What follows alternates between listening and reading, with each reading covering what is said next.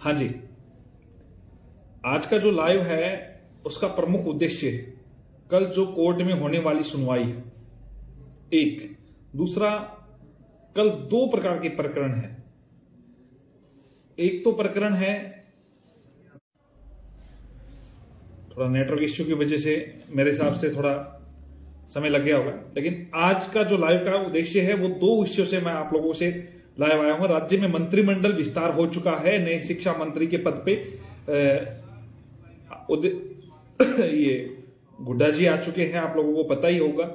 लेकिन मुख्य रूप से जो भूमिका है कल के जो केस को लेके, काफी युवा साथी पूछ रहे हैं कि एडवोकेट जनरल पैरवी करेंगे और करेंगे, तो ये चीजें आप लोगों को क्लियर कर देता हूं कि बीएसटीसी की तरफ से एडवोकेट जनरल पहली डेट से ही पैरवी कर रहे हैं। 5 फरवरी को भी एडवोकेट जनरल ने पैरवी की थी, जिस दिन बीएड वालों को लेवल प्रथम में अलाउ किया गया था। इसके अलावा 24 सितंबर, 23 सितंबर, 22 सितंबर, 21 सितंबर को जब बीएड के एग्जाम रीट के एग्जाम से पूर्व जब बहसें हुई थी जो उच्च न्यायालय जोधपुर में, तो उन बहस के दौरान भी बीएसटीसी की तरफ से सुप्रीम कोर्ट से भी एडवोकेट्स थे, लेकिन एडवोकेट जनरल ने भी पैरवी की थी। उन्होंने अपनी तरफ से आर्ग्यूमेंट भी किए थे, अन्य भी कार्य किए थे। अब जो मुख्य बात है, हमारी तरफ से सीनियर्स की टीम फिजिकल रूप से जोधपुर हाईकोर्ट के लिए सुबह पहुंच जाएगी, सारी टीम। इसके अलावा कुछ वीसी के माध्यम से भी जुड़ेंगे, कुछ बाहर से भी जुड़ रहे हैं, तो सभी प्रकार से जो टीम है वो मौजूद रहेगी कल के प्रोग्राम में। कल बहस होनी है मुख्य रूप से 22 तारीख, आप लोगों को पता है 22 तारीख को बहस का जो दिन है। लेकिन अब मुख्य बात जो आप लोग जो लाइव जुड़ना चाहते थे, कौन कौन सी एडवोकेट की टीम है, क्या कई लोगों को यह भी सवाल है कि कौन कौन से केस नंबर है, केस नंबर की क्या जानकारी, तो ध्यान दे दोस्तों, एक रणनीति के तहत मैं केस नंबर कुछ साझा नहीं किए। एक अलग रणनीति यह थी कि हमें जो सीनियर्स उतारने हैं, अभी जो हाई कोर्ट की तरफ से भी सीनियर उतरेंगे, इसके अलावा बाहर से भी जो टीम आ रही है सीनियर्स की, तो उन सभी टीम्स के लिए हम कुछ चीजें साझा नहीं की, क्योंकि आपको पता है कि आपका जो विपक्ष है वो इस चीज के ज्यादा मुस्तैदी से अपने लाइव को ज्यादा सुनता है, वो जानता है। निश्चित रहे, बीएड का जो हक है, जो सिद्धांतों की बात है, जिस आधार पे बीएड वालों ने कार्य किया है, मैंने वो कार्य कर दिया है अपनी तरफ से। न्यायालय अपनी पूरी कोशिश, न्यायालय में बाकी रण क्षेत्र सज चुका है, जीत सुनिश्चित है। आप लोगों के हक की आवाज के लिए मैंने जितना भी कोशिश करनी थी उससे भी बेहतरीन मैंने टीम उतार दी है। दूसरी बात, आपके लिए सीनियर आर्यन माथुर साहब वीसी के माध्यम से बहस करेंगे। आपके लिए फिजिकल रूप से सीनियर की टीम जोधपुर हाईकोर्ट में मौजूद होगी। इसके अलावा हमारे जो रघुनंदन जी शर्मा है और श्रीमाली जी एनसीटी की तरफ से है, आरडी रस्तोगी, एएसजी जो additional solicitor general of India Rastogi ji है, वो एमएचआरडी की तरफ से, ये सारी चीजें जो काउंटर एफिडेविट को जो चैलेंज किया गया था उसके लिए आर्ग्यूमेंट करेंगे। अब मुख्य रूप से कई लोगों को लग रहा है कि क्या हो सकता है, वही होगा जो आप चाहते, जो संविधान चाहता है, जो नियम बना है, जो कोर्ट उसको जस्टिफाई कर देगा। जो लोग कह रहे थे कि अब सरकार साथ है, ये है, सरकार हमेशा ही साथ थी आप लोगों के, कोई बात नहीं, आप लोगों ने बहुत सारे यत्न प्रयत्न किए। मैं इस लाइव के माध्यम से, हो सकता है आपको बुरा भी लगे कि मैंने ये चीजें, मैं बीएड वालों के तरफ से जो काम कर रहा हूं और कर रहा हूं, हो सकता है बीएसटीसी वालों को बुरा लगे, तो मैं माफी भी चाहूंगा मेरे छोटे भाई बहनों से कि उनको एक गलत तरीके से प्रोजेक्ट किया गया कि ये जो प्रकरण है वो बीएड बीएसटीसी विवाद है। असल में यह था कि ये जो नियम बना है उसके आधार पे, नियमों के तथ्यों के आधार पे जो कार्य हुआ है, सुप्रीम कोर्ट के जजमेंट हुए हैं, उसी के आधार पे हमने पैरवी की है, उसी के आधार पे हमने कार्य किया है। किसी भी बीएसटीसी अभ्यर्थी को बाहर नहीं किया गया है।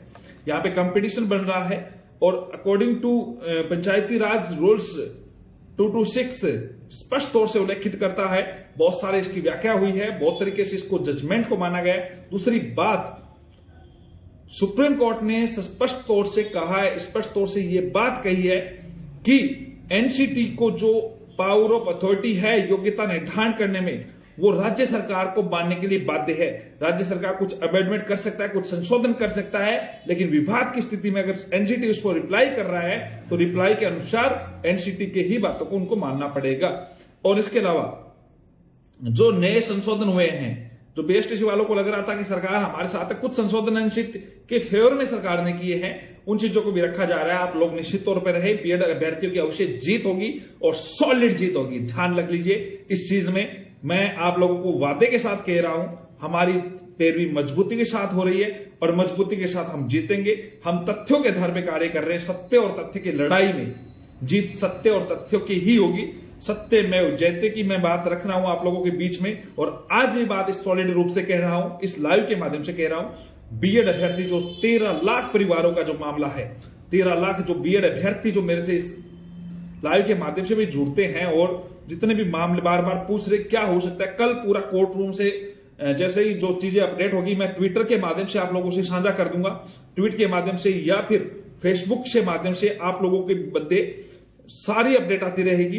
पहले कल बीएसटीसी की तरफ से आर्ग्यूमेंट होंगे, उनकी तरफ से जो सीनियर एडवोकेट सुप्रीम कोर्ट से भी आ रहे हैं उनकी तरफ से भी आर्ग्यूमेंट होंगे। कोई फर्क नहीं पड़ रहा इन चीजों का, जो उनका इन्होंने एफिडेविट दिया है, जो काउंटर का हमने एनकाउंटर तैयार कर दिया है। हमारी तरफ से बीएड के जो एडवोकेट है उन्होंने भी तैयार किया है। दिल्ली से एनसीटी की तरफ से बहुत शानदार रिप्लाई तैयार होकर आया है। तो निश्चित तौर पे आप लोगों को डरने की किसी की आवश्यकता नहीं है। बीएड वाले अभ्यर्थी यहां पे पॉजिटिव सोच के साथ, कल दवाएं और दुआओं का दोनों का दौर जरूर है, लेकिन सत्य और तथ्य की लड़ाई है और जीत बीएड वालों की होगी निश्चित तौर पे। और इस भूमिका में जितने भी युवा साथियों ने साथ निभाया है, साथ दिया है तहे दिल से, मैं आप लोगों को क्लियर कर देता हूं, हम जीतेंगे। और ये लड़ाई कोई छोटी लड़ाई नहीं है और पूरे ऑल ऑफ इंडिया का हमारे इस पे नजर है। 2016-2018 वेटिंग रीशफल का मामला को लेके, कल 2018 रीशफल को लेके भी केस लग रहा है। वेटिंग रीशफल का यही चीफ साहब की बेंच में लगेगा, वो भी केस मजबूत है रीशफल वालों का। इसमें हो सकता है 1 या 2 दिनों में जल्द से जल्द फैसला हो जाए और कोशिश हमारी जल्दी रहेगी कि इस केस को जल्द से जल्द निपटवाया जाए और जितनी जल्दी हो युवाओं को फायदा हो सके, क्योंकि बहुत सारे युवा कई पप्पुओं के चक्कर में आके अपने 9-10 महीने बर्बाद कर लिए हैं। तो अब पूरी जल्द से जल्द भर्ती को प्रक्रिया को निपटे और युवाओं को रोजगार मिले और विद्यालयों में नए नए शिक्षक मिले, क्योंकि बहुत सारे ऐसे विद्यालय जहां पे शिक्षकों की कमी है। 2016 गणित विज्ञान और अंग्रेजी विषय के मामले में 2016 बिल्कुल सीबीआई जांच के बारे में और अंग्रेजी विषय के मामले को लेके जितने भी युवा साथी जो मुझे कॉल कर रहे थे कि एक और सूची जारी हो, तो दोस्तों इस संदर्भ में मैंने प्रयास शुरू कर दिया है। आप लोग निश्चित रहे। इसके संदर्भ में हमारे एक प्रतिनिधि मंडल भी पहले मिला था मुख्य सचिव से, और अब भी वर्तमान में भी एक ऐसा हम कार्य कर रहे हैं जिससे ये अभी 2016 गणित विज्ञान को लेके हमारा प्रतिनिधि मंडल मुख्य सचिव से भी मुलाकात की थी। अभी मुख्य बात यह है दोस्तों कि नॉन ज्वाइनर की जो लिस्ट है वो डीओ तैयार करेगा। अभी अंतिम रूप से नियुक्तियां नहीं हो पाई, लिस्ट भेजेगा। लगभग 400 से अधिक गणित विज्ञान में, 200 से अधिक अंग्रेजी विषय में रिक्त पद है। डॉक्टर दीपेंद्र शर्मा और मेरे खुद के नाम से जो आदेश था उसके आधार पर अंतिम पद को भरवाने के लिए हम पूरी जोर से कार्य करेंगे। कई दुकानें और भी सज चुकी है जो ये कह रहे हैं कि हम कोर्ट में जाएंगे, लीगल तरीके से लड़ेंगे और लड़ेंगे इस प्रकार। तो दोस्तों अंतिम पद का ऑर्डर हो चुका है। इन दुकानों के चक्करों में मत आए, गुमराह करने वाले विज्ञापन हर बार मौजूद रहेंगे। आप लोग इंप्लीमेंट करवाइए उस ऑर्डर को। अंतिम पद भरवाने के लिए हम पूरी कोशिश करेंगे। एकजुट होइए, जल्द से जल्द आप लोगों से रूबरू होंगे। हम कोशिश करेंगे जल्द ही आप लोगों से मिलकर इस भर्ती प्रक्रिया को आगे बढ़ाएं, जल्द से जल्द इस भर्ती को प्रक्रिया को पूरा करवाएंगे। पुखराज जी, मुझे वेतन नहीं चाहिए, ईश्वर की दया से सब कुछ है। आप सबका प्यार, स्नेह, जो आदर, आशीर्वाद मिलता है। आपने लिखा 1 माह का वेतन, आप सफल जरूर होंगे। वेतन नहीं चाहिए दोस्त, आप लोगों का प्यार, स्नेह जो यहां से जुड़ा है वो ही चाहिए, जिसके लिए मैं हमेशा रेडी रहूंगा आप लोगों का। हाँ, एक अब बड़ी बात, मंत्री जी चले गए, अब प्रयास होना चाहिए नए मंत्री जी के सामने, रीट में चाहे पदों में वृद्धि की बात हो, चाहे रीट की निष्पक्ष जांच की बात हो। एसओजी ने जांच की नहीं की सबको पता है। अब बात यह है सीबीआई जांच हो, वही बात है, वही डिमांड है, इसी सरकार से अपनी मांग है, रीट की निष्पक्ष और सीबीआई जांच हो।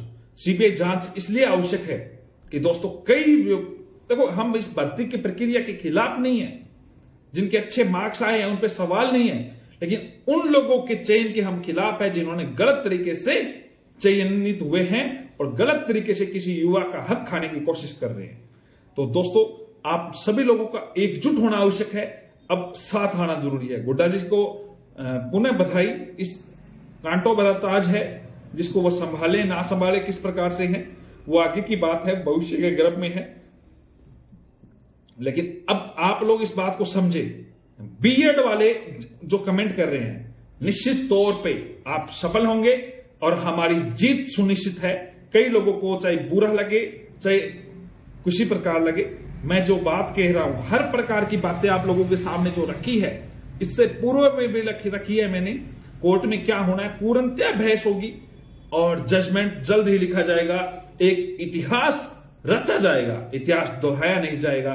2011 के विपरीत इतिहास रचा जाएगा। जय हिंद, जय भारत, शुभ रात्रि, शुभ रात्रि, शुभ रात्रि। कल मिलते हैं जोधपुर हाई कोर्ट में।